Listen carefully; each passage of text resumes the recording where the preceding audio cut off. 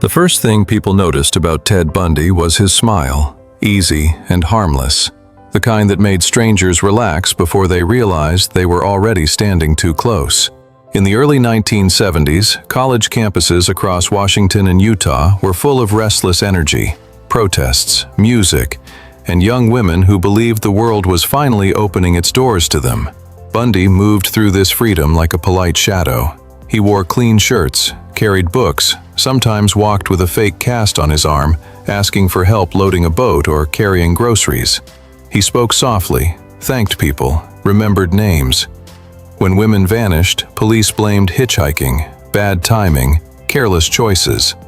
Bundy listened to the radio like everyone else, nodding along as his own crimes were described by frightened voices he would never have to face. Bodies began appearing in forests, on mountain slopes, half hidden by snow and branches. Still, nobody imagined the killer looked like someone who could borrow your pen. Bundy learned how to split himself in two: the charming law student who volunteered at political offices, and the hunter who memorized routines, sidewalks, bus stops. At night, he drove alone, windows open, listening to the engine hum like a promise. He did not rush. He practiced patience, collecting trust the way others collected coins. Each disappearance was quiet, almost clean, leaving behind questions instead of answers. Parents waited beside telephones. Friends taped missing posters to lampposts. Campuses dimmed their lights. Fear grew slowly, like mold inside walls, invisible but unstoppable. Bundy watched the panic spread and learned that terror did not need a weapon, only a human face that looked safe. By the time his name whispered through police files, he had already become a rumor moving faster than truth, a shape changing between states, leaving silence where lives used to be, rehearsing kindness the way actors rehearse their lines, until even he could no longer tell which version of himself was real.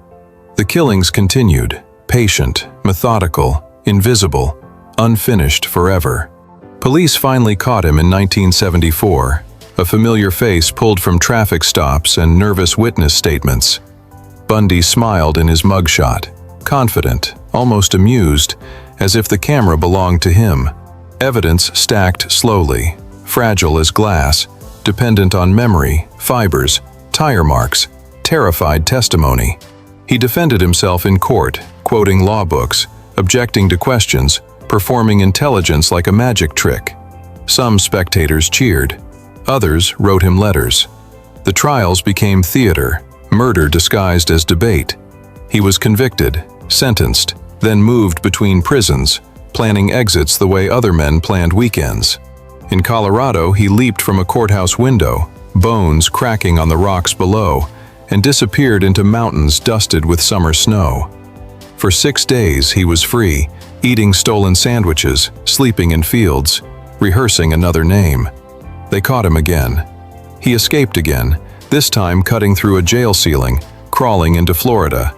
Thinner, angrier, stripped of his careful mask. There, the killings returned, louder, messier, impossible to ignore. Survivors spoke. Witnesses pointed. The charm finally cracked, revealing something small and furious underneath. In courtrooms, Bundy argued with judges, flirted with cameras, proposed marriage to a woman in the audience, turning murder into spectacle. America watched as if following a dark television series, waiting for the final episode. He delayed justice with appeals, interviews, half-confessions traded for time.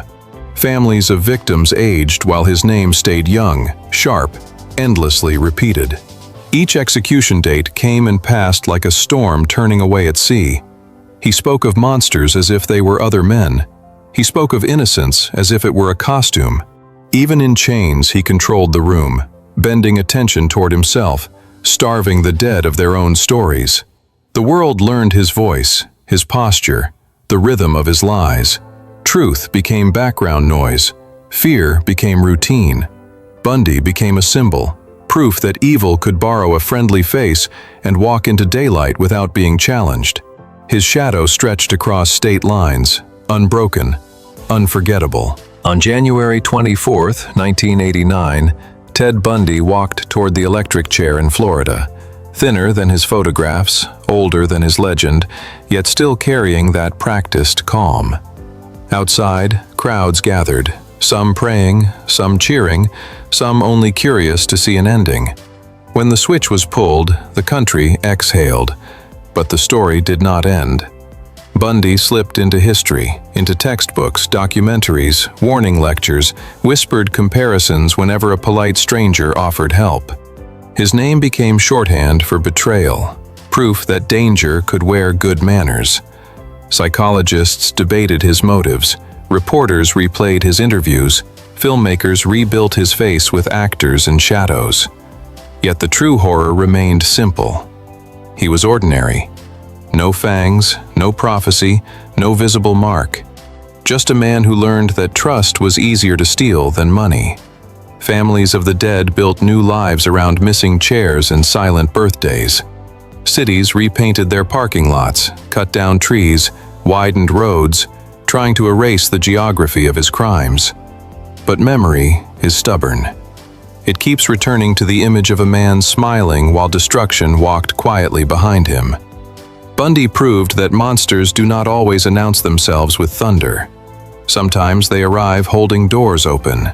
His victims are not numbers, not footnotes, not characters in a crime story. They are the true center of this darkness, the names the killer tried to erase.